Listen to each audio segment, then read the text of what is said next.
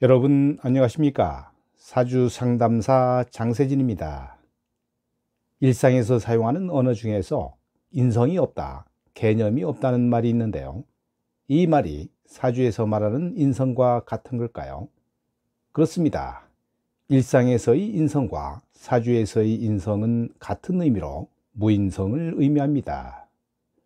다만 일상에서 말하는 인성은 사주에서 말하는 인성을 폭넓게 변형해서 표현하는 것입니다.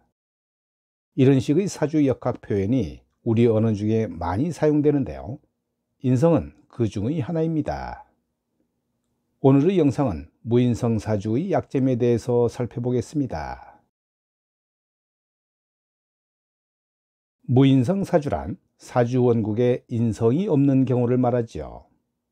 인성은 정인과 편인을 함께 이루는 용어를 말하는데요. 오행의 생극재화로 보면 나를 생하는 관계가 인성입니다.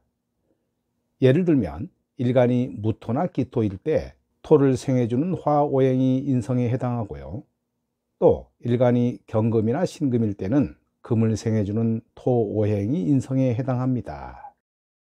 사주에서 말하는 인성은 대체로 따뜻함, 인자함, 그리고 주변 사람들로부터의 도움을 상징하는 요소입니다. 어머니의 보살핌과 유사한 의미이며 사람들로부터 사랑과 도움을 받는 것입니다. 따라서 인성이 발달한 사람은 인복이 많다고 보는 것이고, 반대로 인성이 약하거나 없는 사람은 인복이 약하다고 봅니다.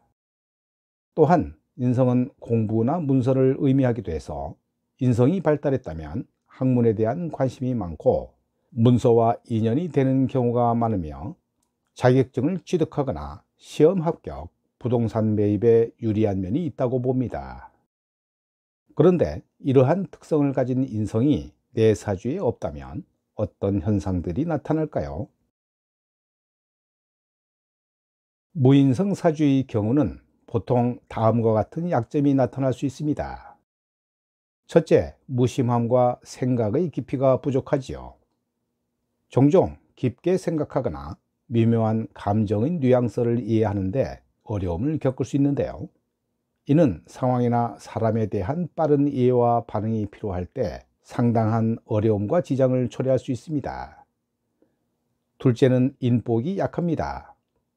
인성이 부족하면 사람들과의 관계에서 오는 복, 즉 인복이 약해질 수 있죠. 타인과의 관계에서 오해가 생기기 쉬우며 이로 인해 관계가 발전하지 못하고 결국에는 인간관계에서 얻는 복이 줄어들 수 있습니다. 인복은 상호관계에 의한 복이라 할 수 있는데요. 인복이 약하다는 것을 역설적으로 말하면 나도 다른 사람을 이해하거나 베푸는 기운이 약하다는 것입니다. 셋째, 애정 표현이 부족한데요. 무인성 사주는 타인에게 사랑을 갈구하지 않을 뿐만 아니라 사랑을 적극적으로 표현하는 데에도 매우 서툽니다. 이는 관계에서 상호작용의 깊이와 질을 낮출 수 있으며 때로는 감성적인 면에서 메마른 태도로 비춰질 수 있습니다. 무인성 사주를 배우자로 둔 부부는 이런 면에서 다소 무딘 삶을 살아갈 수 있습니다. 넷째, 상대방의 감정과 요구에 대해서 둔감한 편인데요. 무인성의 사주는 타인의 감정이나 필요를 정확히 파악하는 데 어려움을 겪을 수 있죠. 이는 상호작용에서 상대의 신호를 포착하고 감성적으로 작용하는 촉이 부족하기 때문입니다. 상담을 하는 과정에서도 엉뚱한 질문이나 불만, 그리고 둔감한 부분이 표출되는데요. 문제는 본인은 그 자체를 모르고 있다는 것이 더 큰 문제입니다. 다섯째, 직설적으로 표현함으로 해서 상대와 갈등을 유발하는데요.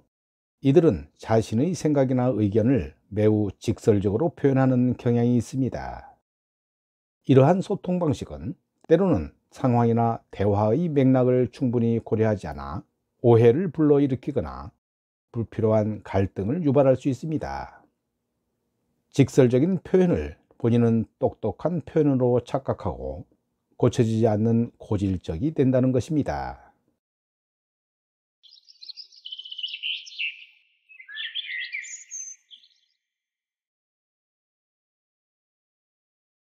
무인성 사주가 가진 약점을 아래와 같이 정리해 볼 수 있는데요.